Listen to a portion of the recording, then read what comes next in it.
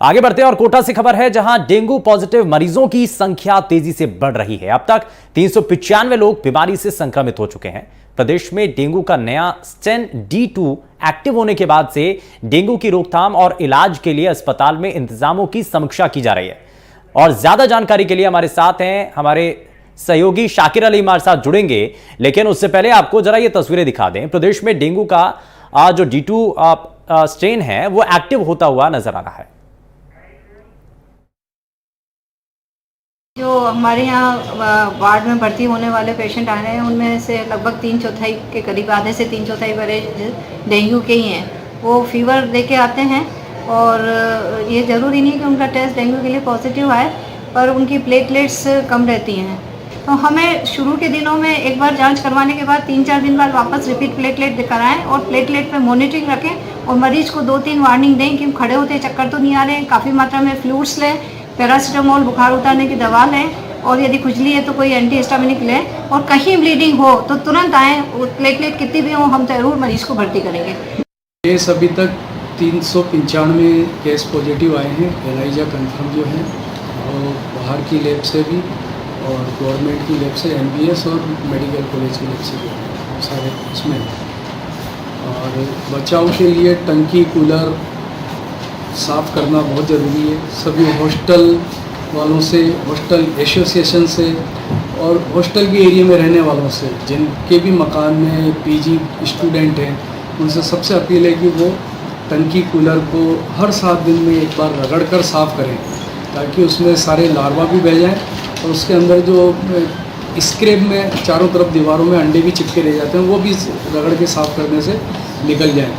Otherwise क्या होता है कि जैसे ही आपने खाली तो कर दिया लेकिन वापस पानी भरेंगे ना तो उसमें जो अंडे चिपके रह जाते हैं दीवार पे वो पानी भरते वापस जर्मिनेट हो जाएंगे। और ऑफिस में, स्कूल में या जहाँ भी आप बैठ रहे हैं दिन के टाइम, क्योंकि ये मॉस्किटो डे बाइट है, दिन के टाइम बाइट करता है, तो या तो पूरी आस्तीन के कपड़े और जूते मोजे पहन कर जाए या फिर मॉस्किटो रिपेलेंट क्रीम लगा कर बैठें ताकि मच्छर नहीं काटे। तीसरा उपाय जो है हमने सजेस्ट किया, प्रशासन ने भी सजेस्ट किया, माननीय विधायक महोदय ने भी उनके द्वारा भी हमने अपील कराई कि सभी लोग पेस्टिसाइड करवा लें सभी हॉस्टल और घरों में अपने में। वो पेस्टिसाइड्स हार्मलेस है, सिंथेटिक है, उससे ज़्यादा कोई ऐसा नुकसान नहीं है बॉडी को। और इस खबर पर ज्यादा जानकारी के साथ हमारे सहयोगी शाकिर अली हमारे साथ जुड़ चुके हैं। शाकिर, अभी तक बढ़ते डेंगू के मामलों को लेकर के बड़ा संकट नजर आ रहा है। प्रशासनिक अमले में अभी तक देखा गया उतना ज्यादा एक्टिवनेस इस मामले को लेकर के दिखाई नहीं दे रही थी, लेकिन जिस तेजी के साथ मामले बढ़ रहे हैं संकट बन सकता है। जी, लगातार क्योंकि डेंगू पॉजिटिव में बढ़ोतरी होती चली जा रही है, तो ऐसे में जो है जिला प्रशासन की कोशिश है कि जो डेंगू का प्रकोप है इसको शुरुआती दौर में ही इस पर कंट्रोल कर लिया जाए। क्योंकि कोटा में 1 साल पहले भी इस तरह से जो डेंगू के मामले सामने आए थे तो कई सारी मौतें भी हुई थी और डेंगू के रोगियों के चलते अस्पतालों में जो है बेड तक लोगों को नहीं मिले थे। इस बार भी जो है हालात इसी तरह के देखे जा रहे हैं, क्योंकि लगातार जिस तरह से पॉजिटिव रोगियों की तादाद में बढ़ोतरी हो रही है, करीब 422 के करीब पॉजिटिव रोगी सामने आ चुके हैं अब तक। और जिला प्रशासन की ओर से अब क्योंकि अब इसको एक अभियान के तौर पर लिया जा रहा है रोकथाम को, तो सभी जगहों पर जो है जागरूकता अभियान चलाया जा रहा है। प्रशासन की तरफ से कोशिशें की जा रही हैं, लेकिन अब तक की जो कोशिशें थी क्या वो नाकाफी नजर आ रही हैं? जी, अपना सवाल एक बार आप प्रशासन की तरफ से अभी तक जो कोशिश की गई थी शाकिर, क्या वो काफी नजर आ रही हैं या उसमें कुछ कमियां हैं? जी देखिए, बिल्कुल जाहिर तौर पर क्योंकि जिस तरह से अभियान चलाया जा रहा है, उस जो टीमें लगाई गई है वो कहीं ना कहीं उसमें कमी नजर आ रही है, क्योंकि अब तक उसमें कंट्रोल नहीं हो पाया है। जिन इलाकों में डेंगू पॉजिटिव रोगी सामने आए थे उन्हीं इलाकों में से लगातार और डेंगू पॉजिटिव रोगियों के सामने आने का सिलसिला जारी है, यानी जो डेंगू का मच्छर है वो इलाके में जो है कहीं ना कहीं पनप ही रहा है। हालांकि जिला प्रशासन की ओर से दावा जरूर किया जा रहा है और टीमें भी जो है मौके पर लगाई गई है। करीब 150 टीमें जो है पूरे शहर में अलग अलग जगहों पर जो है तैनात की गई है, वो पूरे इलाकों में पहुंच रही है, घरों पे जा रही है, लोगों के कूलर चेक किए जा रहे हैं। इसके अलावा जहाँ भी जमा पानी है उसको हटवाया जा रहा है और दवा का वो छिड़काव किया जा रहा है। हाँ। लेकिन इसके साथ साथ स्वयंसेवी संस्थाएं जो है वो भी अब आगे आ रही है।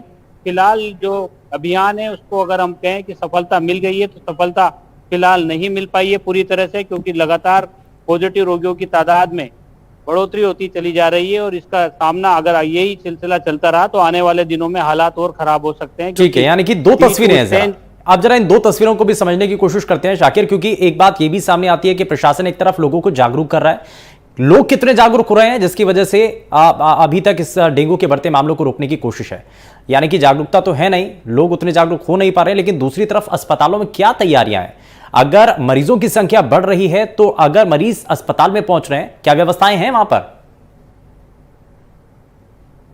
देखिए, अगर मरीजों की संख्या में बढ़ोतरी होती है तो जाहिर तौर पर जो है अस्पतालों में व्यवस्थाएं बिगड़ेंगी, क्योंकि जिस तरह से अस्पताल में रोगियों को भर्ती करना पड़ेगा और क्योंकि डेंगू में सीधी प्लेटलेट्स डाउन होती है तो ब्लड की जो एसटीपी है उसकी भी जरूरत बहुत मात्रा में होती है, क्योंकि 2 साल पहले भी हमने देखा है कोटा में जिस तरह से डेंगू ने पैर पसारे थे और जो एसडीपी जो चढ़ानी होती है, प्लाज्मा जो चढ़ाना होता है, उन सब की जो है बहुत ज्यादा डिमांड हो जाती है। तो ब्लड बैंकों पर भी जो है पूरा दबाव रहता है, लेकिन अभी शुरुआती दौर है, अगर ऐसे में ही अगर कंट्रोल कर लिया गया, जागरूकता अभियान जो है कितना कारगर साबित होता है और आम जन से भी जो है जनप्रतिनिधि भी लगातार अपील कर रहे हैं कि लोग भी इसको लेकर के जागरूक रहें। जहां भी जिस तरह से गाइडलाइन स्वास्थ्य विभाग की ओर से दी जा रही है, चिकित्सा विभाग की ओर से दी जा रही है, उस गाइडलाइन की पालना करें, तब जाकर के सामूहिक प्रयासों से इस पे कंट्रोल पाया जा सकता है। वरना जो है जिस तरह से पॉजिटिव रोगियों की तादाद में लगातार बढ़ोतरी हो रही है तो आने वाले वक्त में हालात और भी विकट हो सकते हैं। जी, डेंगू का जो नया स्ट्रेन आया उसके बारे में अभी डॉक्टर्स क्या कह रहे हैं? क्या ये ज्यादा घातक है? जी, ये जो स्ट्रेन आया है D2, इस स्ट्रेन के बारे में कहा जा रहा है कि ये बहुत ज्यादा घातक है। इसमें शुरुआती दिनों में जो है बुखार आता है और उसके बाद में प्लेटलेट्स बहुत ज्यादा डाउन हो जाती है और ये लीवर और किडनी पर जो है इसका अटैक होता है। तो मरीज जो है उसको मल्टी ऑर्गन फेलियर होने के भी चांस, इस स्टोन के प्रकोप से अगर ये स्टोन पूरी तरह से मरीज को चपेट में ले लेता है तो फिर इस तरह के मल्टी ऑर्गन फेलियर के भी चांस बनते हैं। तो चिकित्सक यही कह रहे हैं कि शुरुआती जो वक्त है उसमें जो है अगर हम संभल जाएं, जिला प्रशासन भी यही अपील कर रहा है, चिकित्सा विभाग भी यही अपील कर रहा है कि ज्यादा से ज्यादा लोगों को इस बात की जागरूकता होनी चाहिए कि डेंगू का मच्छर कहाँ पनपता है और उसके लिए हमें क्या चीजें सावधानियां बरतनी है। तो ये प्रयास किए जा रहे हैं, जनप्रतिनिधि भी लगातार अपील कर रहे हैं लोगों से, जिला प्रशासन की टीमें भी घूम रही है, नगर निगम की ओर से जो है फॉगिंग भी शुरू कर दी गई है। जो तमाम जो वार्ड हैं वहां पर नगर निगम के कर्मचारी पहुंच रहे हैं और 6 से 8 बजे तक फॉगिंग भी की जा रही है। लेकिन कई इलाकों में अभी भी जो है जल भराव की स्थिति है, यानी जो खाली प्लॉट्स होते हैं वहां पर भी पानी भरा हुआ है, तो उनको नोटिस भी दिया जा रहा है और जुर्माना भी लगाया जा रहा है। लेकिन फिलहाल स्थिति जो है कंट्रोल में नहीं है, लगातार जो है डेंगू पॉजिटिव रोगियों की तादाद में बढ़ोतरी हो रही है। जरूरत इस बात की है कि सामूहिक प्रयास से इस प्रकोप को रोका जाए ताकि लोगों को ज्यादा से ज्यादा इसकी चपेट में आने से बचाया जा बिल्कुल बचाया जा सके। और ये ऐसा पहली बार नहीं है, हर बार और हर साल की तरीके से डेंगू का प्रकोप इस बार भी बढ़ा है। चिंता की बात यही है कि हम पहले के मुकाबले जो पहले गलतियां की हैं हम क्यों नहीं उससे सीखते हैं। खैर, बहुत शुक्रिया शाकिर इस पर जानकारी देने के लिए।